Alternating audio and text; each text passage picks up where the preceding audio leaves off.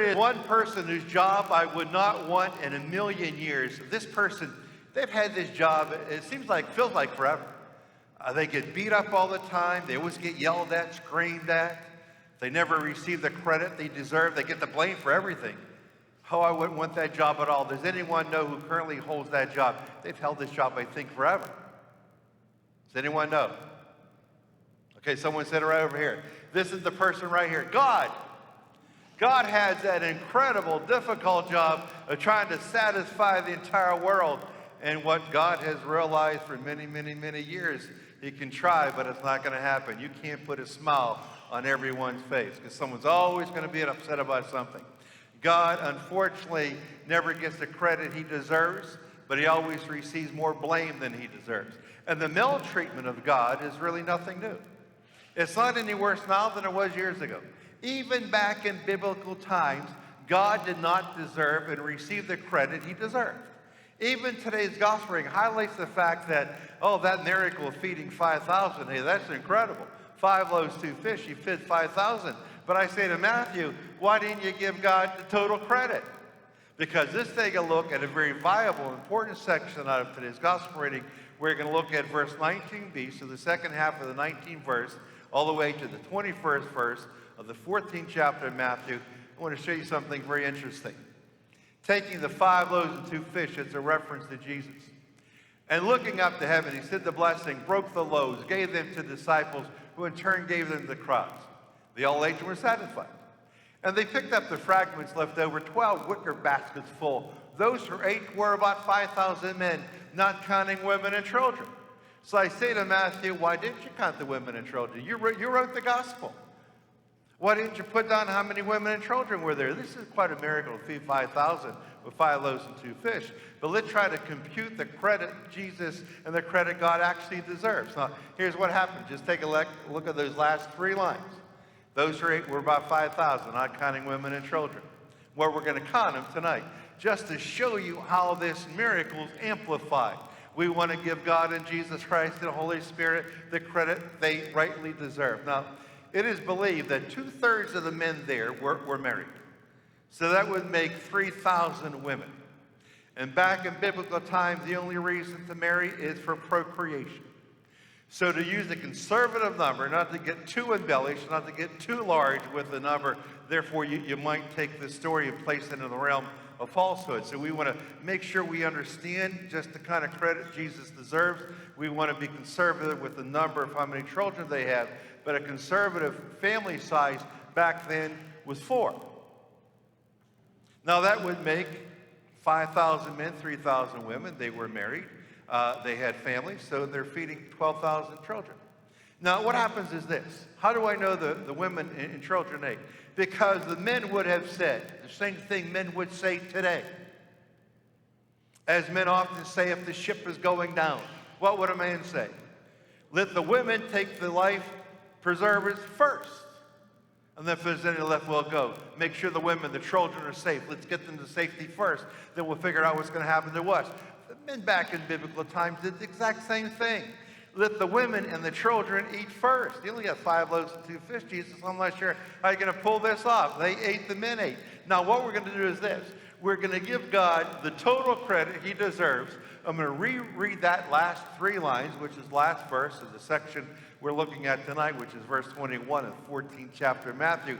And this is what it should read like, should have read like, if Matthew decided to give our God, full credit. Those who ate were about 5,000 men, 3,000 women, 12,000 children, 21,000 in all.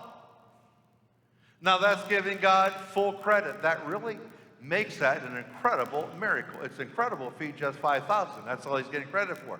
Now to feed 21,000, 5 loaves and 2 fish, that quadruples that miracle. That even makes it more unbelievable.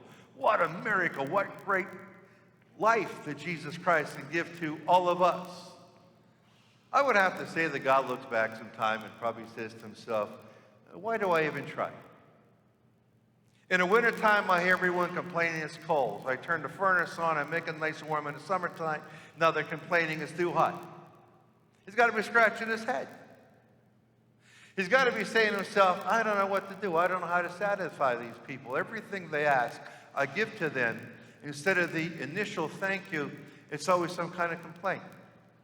When I visit hospitals and anoint people before surgery, especially before serious surgery, the people obviously want a prayer. They want to be prepared spiritually for that surgery. And I will hear one thing all the time as I anoint, but I usually don't hear it on the aftermath of the surgery. People will tell me, I'm praying to God so hard, He'll get me through this surgery. Help me, Father, be with me, get me through this surgery.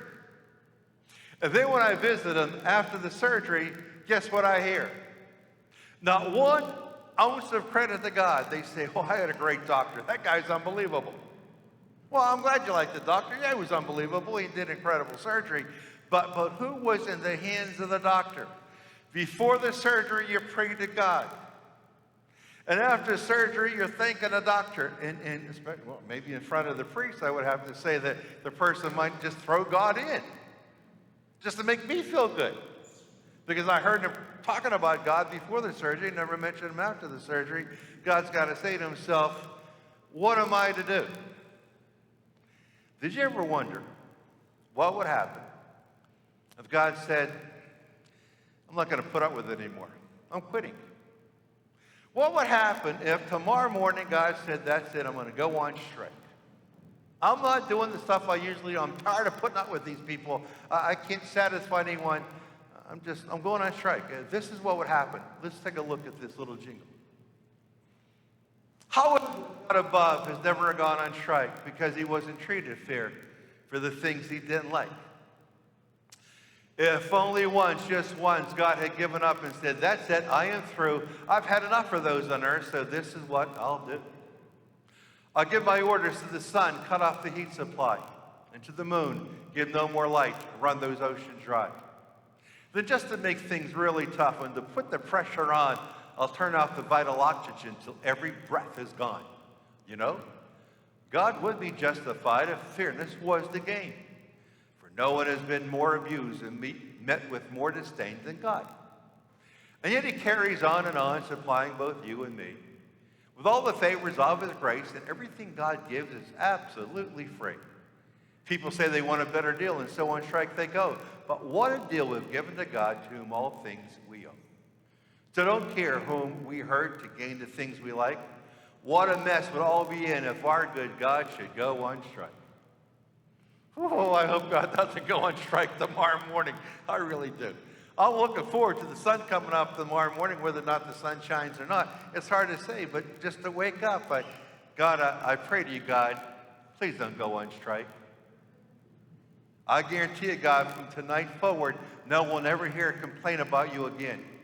Now the bolt of lightning should strike me right here, because that's probably false. We probably say we don't want to complain to God again for all that he's given to us, all the generous things he has given to our families, all the blessings we had. But for some reason, we don't give God the credit he deserves, but we give him all the blame he doesn't deserve. And even in the scriptures, he fed more than 5,000. He fed potentially 21,000 people. Why didn't Matthew give him the credit? Why don't we give God the credit? He deserves it. I just hope and pray that God never gets tired. And he never says, I'm not putting it up with anymore. You're not going to push me around anymore. I just hope God doesn't ever go on strike. Because if he does, we're in big trouble.